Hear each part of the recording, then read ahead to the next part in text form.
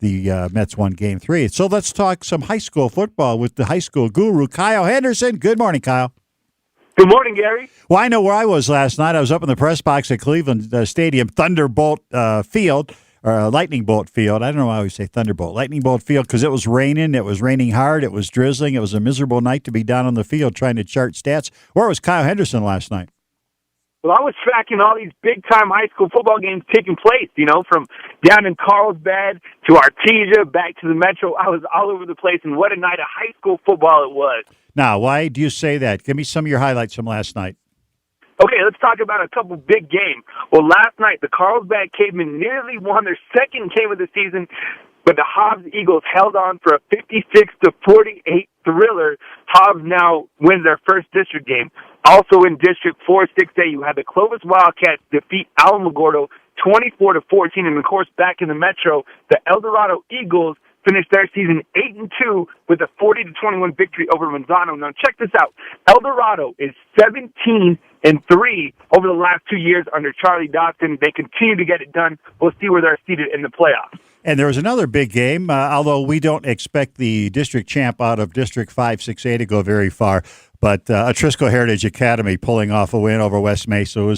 Those fans and people in that area of town are thinking that's a pretty big game, too.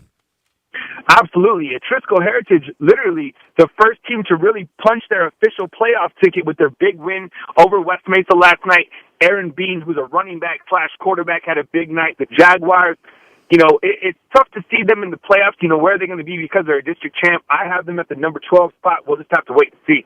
They have won 4 in a row, so you like your team playing its best, which it's doing down the stretch, and taking a winning streak into the first round of the playoffs. If you're Coach Johnson, you got to like that. Last year, a 12 seed beat a 5 seed. Remember, Cibola beat Cleveland in that first-round playoff game. So, you get to this point of the high school football season, anything can happen. And Cibola almost beat El Dorado the following week. And you got to know that all this week, the byline, the motto, the words that have been saying or were being said by the Storm football players was 42-28. Heath Ridenauer, the coach, 42-28. That's what he would be telling the guys, which was the score when they were upset last year by Cibola. They didn't want to see that happen last night. They got it never threatened in the game, almost shut out the Cougars on a wet field. But that did not help the running for Martin of Cibola, but Sean Nieto got about 154 yards and 3 short touchdowns. Gabe Ortega did have trouble taking some snaps, throwing the ball, but he had an interception and 2 touchdown passes. So, and I called it a workmanlike performance for the Albuquerque Journal story I wrote, and I think that's the best way to describe it. Cleveland now 9-0 going into their big contest against Rio Rancho next week. Now, is it still a big contest considering that Rio Rancho is out some of their key starters? I think it is. Those are 2 top teams in New Mexico over the last couple of years. Obviously Rio Rancho, the defending state champ. We'll see who they have at quarterback next week against Cleveland. Cleveland's still rolling. Big night, as you mentioned, by Sean Nieto picking up 3 scores. There were some big-time performers across the state of New Mexico. A lot of guys, what we like to say on the website, balled out last night. A lot of guys who scored 5 touchdowns, 6 touchdowns. Isaac Amaya from Hobbs last night scored 7 touchdowns. Really? Wait, who was that? Yeah, he had 4 touchdowns throwing and 3 touchdowns rushing. That's Isaac Amaya. He's getting close to 40 touchdowns on the season. Wow, that's not bad, But getting back to the Rio Rancho Cleveland game, which to the best of my knowledge will be aired here on 101.7 The Team, Rio Rancho, in my mind, as much as I've seen them and as much as I like that team, would have a hard time beating Cleveland this year, even with Stephen Bailey, the quarterback who was suspended this past week, Josh Foley, and Grant Hermans. That's basically 25% of the offense. Foley with over 1,000 yards rushing and 23 touchdowns. This Cleveland team is just too powerful. I completely agree. Cleveland, going into the season, they were the preseason number 1. They have all the components to make, one of the most dominating teams that we've seen maybe since that last Cleveland team that ran the table. This team has it all. As you mentioned earlier, Gabe Ortega had another stellar night. The team up front, some guys that we don't really talk about are some guys in the trenches. Henry had it, Sean Taylor. We could go on and on about their offensive line. They're overpowering. I think even with Josh Foley and Stephen Bailey in the lineup, and even Grant Hermans, I think Cleveland is still the 2-touchdown favorite. The Storm, clearly the team to beat. I think they're going to win hands down next week and finish the season 10-0. Get back to Charlie Dotson's boys up there in the Northeast Heights. El Dorado, the number 2 seed. They've got one game left to play. I'm trying to turn to my page. No, they're done. They're done at 8-2, 3-1 with the 40-21 win last night. I realize there's some tie-breaking procedures, and they can't be seeded ahead of a team that, if it were to win the district championship. But to me, without that particular thing, they're still the second-best team in the state. Yeah, another point I agree with. You rewind to that game where the El Dorado Eagles and Cleveland went head-to-head. Now, El Dorado, 8-2, has to hope for Manzano to beat La Cueva next week, which would make the El Dorado Eagles the District 2-6A champ, which would put them at that number 2 position. If Las Cruces beats Mayfield next week, Las Cruces at the number 3 spot, depending on where Rio Rancho and Cleveland, depending on how that game goes.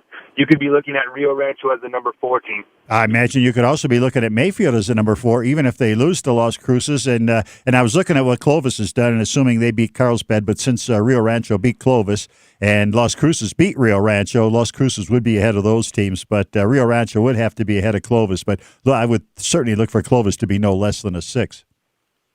Yeah, I have them at a 5 right now. I mean, if they can win out against Carlsbad next week, they'd be 7-3. And as you mentioned, they have a head-to-head loss against the Rio Rancho Rams. So tough to see the Mayfield Trojans jumping any of those teams. However, if Mayfield does beat Las Cruces, which we've seen in the past, I mean, anything could happen at Ag Memorial. That could be a seeding shakeup, and you could see the Mayfield Trojans jumping into that top 4 spot. Well, that'll be the most people to sit in that stadium this year, unless there's been a big country concert down there. Yeah, I mean, the past couple of years, that game generates, 20,000 or more. I've been there the last several years, and the team that is always expected to win usually doesn't win that football game. So I've missed 2 games in the last 10 years. Both of them have been a 1-point deciding victory. Wow. How about talk a little bit about Curtis Flakes and the Albuquerque High Bulldogs? They were 4-6 last year. They're 4-5 now. They play West Mesa. If they end up 5-5, what do you tell the coach? Because they're probably going to get left out of the playoffs, even as a runner-up in that district. Keep pushing on. I mean, Curtis Flakes is, he has a tremendous backstory. I mean, with Manzano, and then he battled some off-the-field issues, came back. Talk about a resilient character and somebody that you would just want your child to be around. I mean, what a great role model for the city of Albuquerque. They improved last year. They're taking steps forward. I think eventually Albuquerque going to be in the mix. Not a big-time program team, but, a team like a Trisco or West Mesa, someone that could punch in the playoffs every now and then. I think if they end 5-5, it's still a great story, considering what they went through the last 4 years, just losing game after game. But I'm wondering now, and looking probably further ahead, if another school has a coach that leaves, flees to Texas, retires, or gets fired, this is somebody they're probably going to go after. He could not he could find a greener pasture elsewhere. Yeah, I think so. But I don't know. I mean, talking with Curtis Flakes, I mean, he has a great setup, and I went and visited with the Bulldogs at their practice earlier in the summertime, and the kids are really buying into the program. And as I mentioned, he's a great person for your kids to be around, and I think he's done a stellar job. I know we don't talk about them every week as a high-profile team, but that's a tough place to win in Albuquerque or anywhere in New Mexico, and he continues to do a good job, and they're on the right track, obviously. But a few words about Henry Haddis. He's getting his jersey for the Semper Fidelis All-American game in California on January 4th. He'll be getting his jersey in a ceremony at Cleveland High School at noon on Monday. You going to be there, or what do you want to say about Big Henry? That sounds exciting. I mean, what an opportunity for him. I think he's probably the number one lineman that I've ever seen. And I've been covering high school football for now 10 years. I would probably put, the Haggerty kid from Aztec right behind him or right alongside him. He was the guy who committed to Notre Dame, finishing out his career at Oregon. Haddis has it all. I mean, what a great story, what a great kid, playing for the number 1 team in New Mexico. I mean, kid has it all, and I think eventually, instead of talking about him on Saturday, we'll be talking about him on Sunday because I think he's an NFL top guy. And we talk about all the success of Sean Nieto this year. He just gets in Henry Haddis' back pocket, and there's a big hole for him. Kyle, thanks for being on. I've written down some of your picks here for the seeding, which we're still 8 days away from. But appreciate you being on the show. We'll see you someplace next week.